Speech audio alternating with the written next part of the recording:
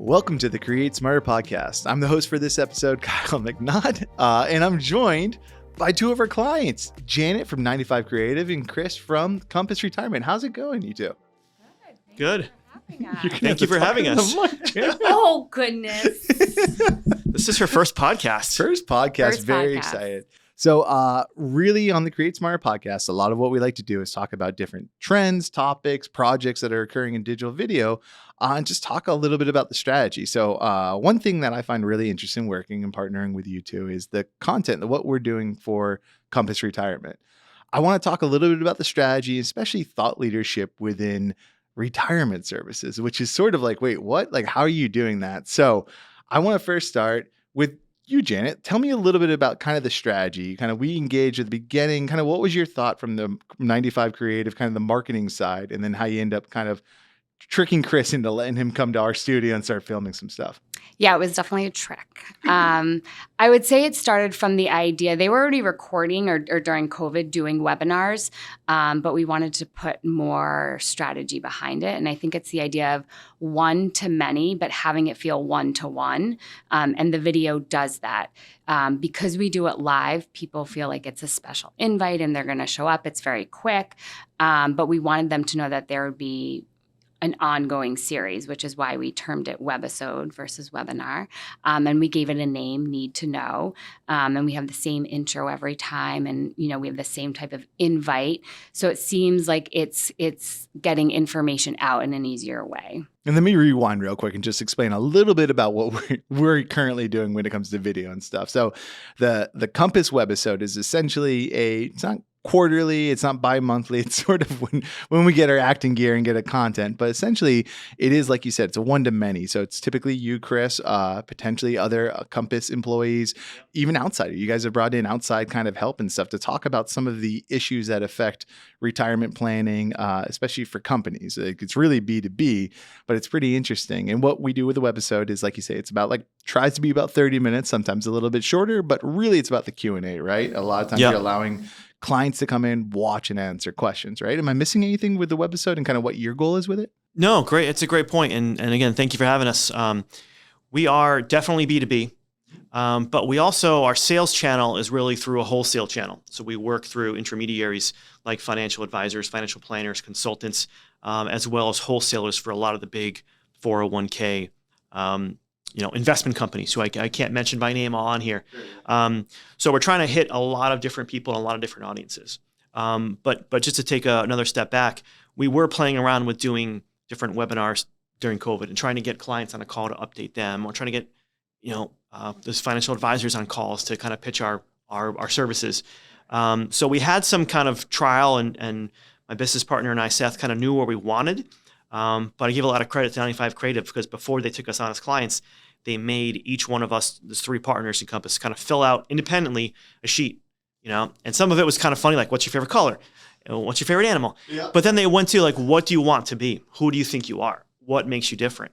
What's your strengths? What's your weaknesses? And we all answered that independently and came back, and they kind of, our answers were actually strikingly similar, except for the colors and the animals part. But they did a great job of saying, here's what we're hearing your messages, and you guys are kind of all on the same page with this. You work harder, you want to be seen as experts. And so we kind of took that, hey, we want to be seen as experts in the field, someone who can provide, knowledge and that you can trust in. And that's, I think, severely lacking in our industry sometimes. Again, we're not dealing with individuals at the kitchen table doing their financial plans. We're actually dealing with companies and doing their 401k plans. So it's very technical. There's a lot of gray area. There's a lot of IRS regulations. So we really wanted to position ourselves as the experts. Not that we know everything, but we know where to get it. And that's someone that can really guide a client through it and say, yeah, regardless of all this technical stuff, here's what we think you should do. So sorry to cut you off, but I've always wondered, so why webisode? Webinar seems like something that, especially with it is somewhat of a dry topic. It's not like we're talking about deep sea fishing, or something that's going to be we need imagery and stuff. But you guys take a really unique approach to it, where it's not about a PowerPoint presentation. So I've always wondered, why do you pick it from the webisode side? Why is it more about you speaking and kind of that type of stuff, as opposed to read what's on screen and get the stuff? Yeah, go ahead, Janet. Yeah, I can definitely answer that because that's already being done. Right. And it's not being done successfully where people are getting the information and understanding it. So the idea was if you could be at a table with 3 or 4 people, get that information, you're probably going to listen. And that's the vibe we want it to have. So it feels easy to digest, easy to attend. You know it's coming. And it doesn't feel like you're going to be talked to through a PowerPoint. Yeah, it's so important too, especially, I mean, you guys saying everything started COVID, right? Like the amount of people that started doing webinars and like, oh, we have a Zoom, might as well start doing this type of stuff. It became very much a tiny head, bottom of the screen, big presentation, talking through slides, just reading it. Like I could have read, like I could have done this on my own time and that stuff. I love how engaged you really approach it because like you said, it really is a one-to-many, but having that kind of more unique or that, I don't know what the word for it is, but having that feel like, oh, I'm talking directly to Chris. So I might have a question that I can reach out to you is so important, I think. Yeah. Yeah, thanks. And it's just, how anyone who's worked in corporate America understands you do the continuing ed or you hear that PowerPoint, it's the same thing. So how do you be different and what's our strengths? And our strengths is like having those conversations. It goes back to like old school sales. It's like you got to talk to people to make sales. And so how do we bring that on screen and make people feel like they're part of that? Absolutely. Now, the other thing that you do that I find really fun, especially when we get to do it here, because I get to see all the outtakes from you, Chris, but it's the coaching series, which is another aspect that you do, but it's not as much for it. Correct me if I'm wrong, but it's not as much about the sales aspect for it as much as like helping your account managers. Talk me a little through about kind of what you do with this coaching series video. Yeah. And 95 Creative really helped me kind of bring this little tiny idea to life. But yeah, how do we bring education and a little bit more service to the clients that need it most, and how do people learn? And we can write a ton of articles. We have some great articles. Check out our website. But people aren't learning and they're making the same mistakes. So how do we bring something that's fresh, that's video generated in quick sound bites? People can say, hey, if I can teach them one thing, they can make one change. Not only will it help them, but it'll help our team. And then it's also something that we can reuse. So we post it on social media. It gets blasted out there. They see us. They see our face. But my account managers can say, hey, if you're having trouble with this so-and-so client, let me send you a link. Maybe this will help get the message across.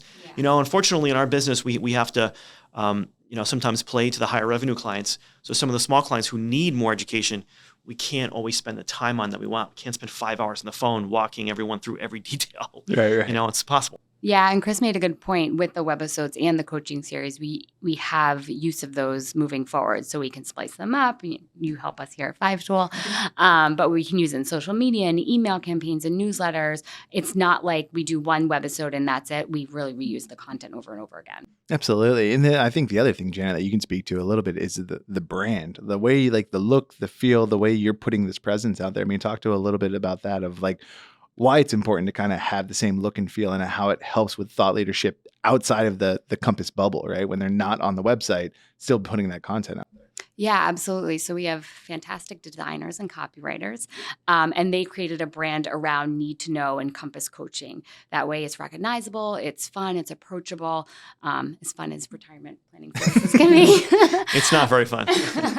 But again, it's allowing them to receive that information, digest it, and want to attend or want to watch the video. And they know what to expect. There will be other versions of it. There'll be new webisodes, there'll be new series, and kind of longevity of it.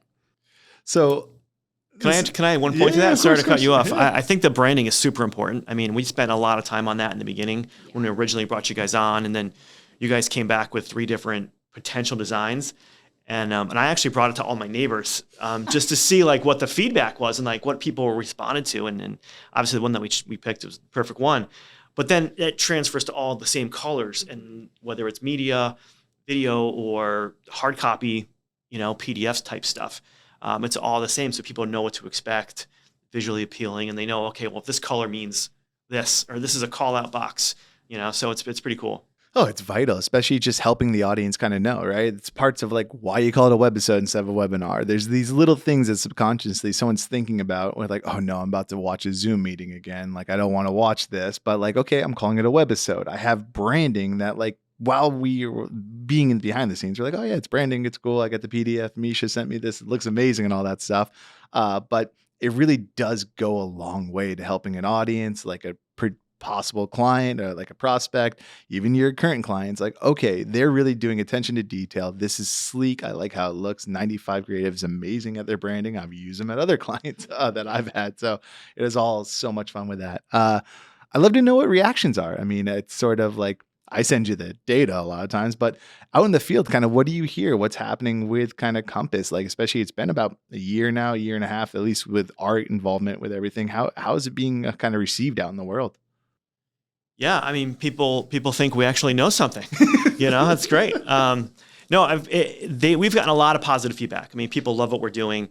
I was actually very surprised by the amount of feedback because usually people are quicker to complain about stuff, but people have gone out of their way to say like, well, that was great, or like, I'm really enjoying these. Like, when's your next one? And that was kind of shocking, really, to hear that. Yeah. So it's really cool. I would say this story that you told Chris one time is you had seen a contact that you hadn't seen in a while at a conference, and they had mentioned, it's great. It's been great to reconnect with you, and you were thinking, wait, we haven't reconnected, and then you remember because they're receiving the emails and they're watching the webisodes. It feels like they are connecting, and they do have access to Chris and Seth and Ian and anyone who else might come on the webisode. So that connection is just strengthening. It's so amazing too, of like the little, like you're sending an email, a video that was already pre-done. You're like, I did that video back in November. Like, but like the way someone perceives it, like you're saying, it's like, you can send it as a follow-up. I could totally see where you're like, I have some high touch clients, the low touch clients that also need that stuff. If I can send them a 3-minute video of like, here's how I could do something, or, hey, by the way, I got a webinar coming up. Feel free to ask questions there. This is a great thing. You can get a lot of information. It makes them feel special, especially when you're like, oh yeah, I answered your question. Yes. You're like, I'm just reading it off a screen. I don't know. I'm trying to Yes. talk fast, like all that type of stuff. It's so important. Yeah, I mean, I do have a question in particular. One of the interesting things, especially for you from the 5tool side, is that you do a mix of virtual, of us coming to your office, and for you to come here and shoot in our studio. I mean, talk me through what the different kind of mindsets are of why we kind of do the different types of shoots. Yeah, I would say, well, now we've figured out or decided that we do like coming outside of the office and having the studio here at 5tool.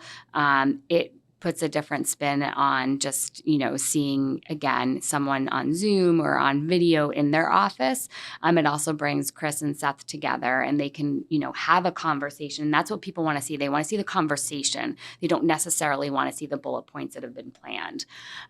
Sometimes just due to logistics and traveling, we do a virtual option that 5tool helps us with.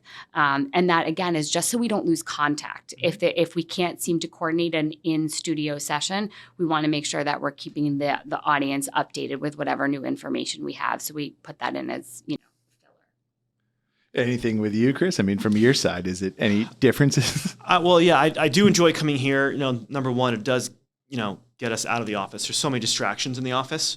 I do remember one time dealing with something, and then you guys are like, we're going live in like 2 minutes. And I'm like, I have to finish this email. It's like, that's not, Right. It's not helpful. I do think, though, that just to kind of expand on, originally we wanted it to be done in our office because it was like we wanted to kind of show off the office and like, hey, we're a real company. And, Right. we were kind of proud of our brand new office and stuff. But, between the distractions and making you guys travel, and then Seth was traveling as well because Seth doesn't live very close to the office. So it ends up just being better for us being here in a professional studio environment. Plus, we can do some of the other content while we're here and make our time efficient.